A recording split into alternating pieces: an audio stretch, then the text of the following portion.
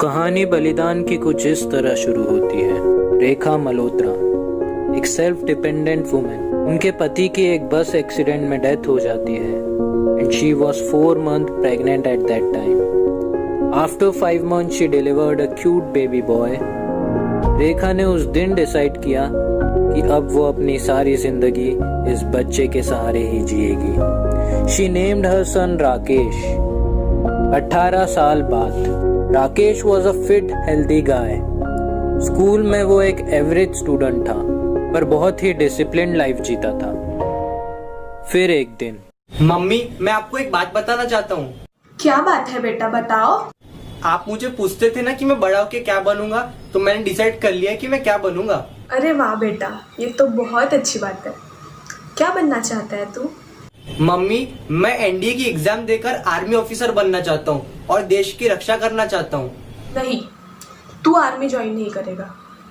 पर क्यों मम्मा, आप ही तो चाहते थे ना कि I should have a dream in my life, so I have a dream to become an army officer.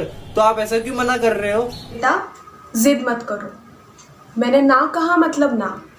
पर क्यों मम्मा? बेटा तुम मेरे इकलौते सहारे हो, तुम्हें कुछ हो गया तो मैं कैसे जीऊंगी? मम्मी ट्रस्ट मी, मुझे कुछ नहीं होगा। इसी तरह 1 महीना लग गया राकेश को अपनी माँ को कन्विंस करते हुए। उसके बाद राकेश ने एनडीए की एग्जाम दी और थियोरी पेपर क्लियर कर लिया। फिर 1 महीने बाद उसने अपना फिजिकल टेस्ट और इंटरव्यू भी क्लियर करके 3 years की ट्रेनिंग पर चले गया। फिर 3 साल बाद फेयरवेल फंक्शन में रेखा अपने बेटे को यूनिफॉर्म में देख के बहुत खुश हुई। रेखा अपने बेटे को देखकर बहुत ही प्राउड फील कर रही थी। रेखा की आंखों में खुशी के आंसू थे। Then 5 years later, now Rakesh is not only Rakesh, he is Major Rakesh Malhotra, and अब उसकी पोस्टिंग होने वाली है सियाचिन ग्लेशियर्स में, वो जगह जहां पर भारत और पाकिस्तान की लाइन ऑफ कंट्रोल खत्म होती है। सियाचिन जाने से पहले मेजर अपनी माँ से मिलकर जाते हैं। माँ मुझे आशीर्वाद दे कि मैं तेरे और इस देश की रक्षा कर सकूं। तुम्हें अलविदा करने का बिल्कुल भी मन नहीं है मेरा, पर तू जा, देश की रक्षा कर। फिर राकेश अपनी टीम के साथ सियाचिन के आर्मी टेंट्स में रहने लगे। वहाँ रात के समय टेम्परेचर -30°C तक पहुँच जाता था। फिर एक दिन आतंकवादियों ने आर्मी कैंप्स में फायरिंग करनी शुरू कर दी।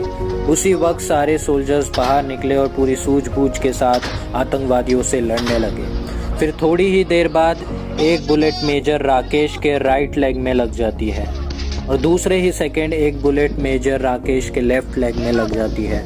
कुछ सोल्जर्स टेररिस्ट के साथ फाइट करते रहे। ऐसे ही गोलीबारी 10 घंटों तक चलती रही और मेजर राकेश की तरह बहुत सारे सोल्जर वहीं तड़पते रहे। फिर आखिर इंडियन आर्मी ने उन 13 टेररिस्ट को मार गिराया और बाकी सोल्जर्स को मेडिकल टीम लेकर चले गई।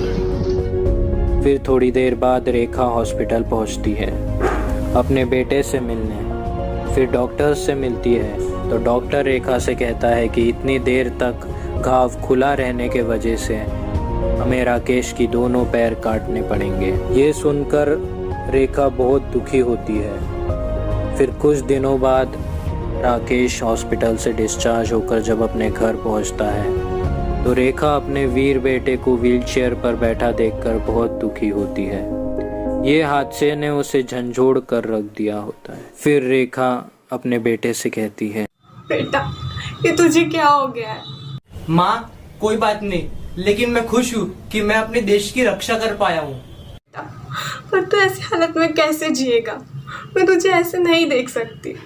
माँ मैं इस तरह भी अपनी लाइफ खुशी से जी सकता हूँ, आप इतना फिक्र मत करो। उसके बाद राकेश ने शादी कर ली। उसकी वाइफ का नाम है मानसी। मानसी ने राकेश को स्वीकार किया उसके हैंडीकैप होने के बावजूद भी।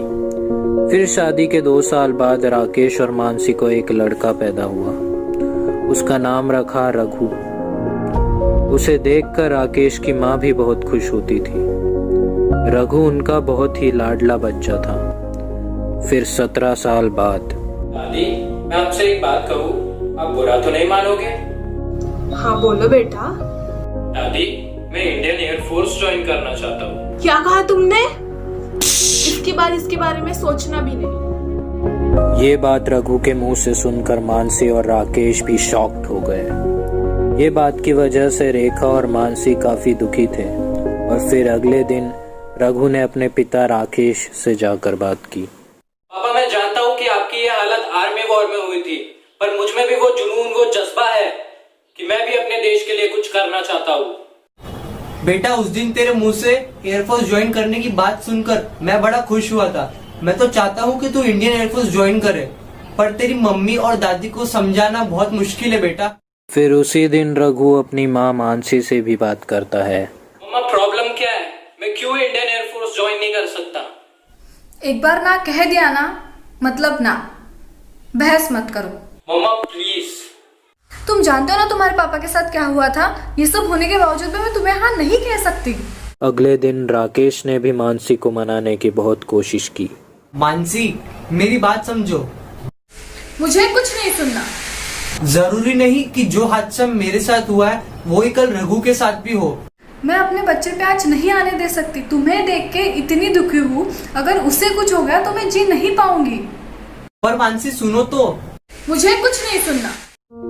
फिर राकेश और रघु को लगभग 1 साल लग गए मानसी और रेखा को मनाते हुए। उसके बाद रघु ने पढ़ाई कर एनडीए एग्जाम क्लियर करके फिजिकल और इंटरव्यू भी पास कर लिया और 3 साल की ट्रेनिंग पर चले गया। फिर 6 साल बाद अब रघु भी सिर्फ रघु नहीं रहा, अब वो विंग कमांडर रघु मल्होत्रा बन गया है। रघु को यूनिफॉर्म में बैचेस के साथ देखकर पूरी फैमिली बहुत गर्व की अनुभूति कर रही है, पर सबसे ज्यादा खुश उसके पिता मेजर राकेश हैं। वाह बेटा, तुझे इस तरह देख के मैं बहुत खुश हूँ। जा और मेरे देश की रक्षा कर। थैंक यू पापा। आज मैं प्राउडली कह सकता हूँ कि मैं आपका बेटा इंडियन एयरफोर्स में विंग कमांडर हूँ। और फिर कुछ दिनों बाद 10 विंग कमांडर्स के ग्रुप को पाकिस्तान में बेस्ड टेरर कैंप्स को तबाह करने के लिए एक इम्पोर्टेंट मिशन में भेजा गया और उस 10 कमांडर्स में से एक रघु भी था। रघु ने फोन कर घर में इन्फॉर्म कर दिया कि वो 15 दिन तक स्पेशल मिशन के वजह से फोन नहीं उठा पाएगा। और फिर हमारे देश के वीर वायुसेना के सैनिक युद्ध के लिए चले जाते हैं। फिर कुछ समय बाद खबर आती है कि इंडियन एयरफोर्स जीत कर वापस आ रही है, पर 10 में से 4 विंग कमांडर्स शहीद हो चुके हैं और उनमें से एक था रघु। जब ये बात रघु के फैमिली को पता चलती है तो मानसी और रेखा को गहरा सदमा लगता है, पर राकेश के मन में दुख तो होता ही है, पर उसे गर्व होता है कि उसका बेटा देश के लिए शहीद हुआ। हम सब फिल्मों में देखते हैं कि आखिर में सबकी लाइफ में हैप्पी एंडिंग्स हो ही जाती है, पर रियल लाइफ में बहुत से रघु जैसी फैमिलीज हैं जिनकी हैप्पी एंडिंग नहीं हो पाती है।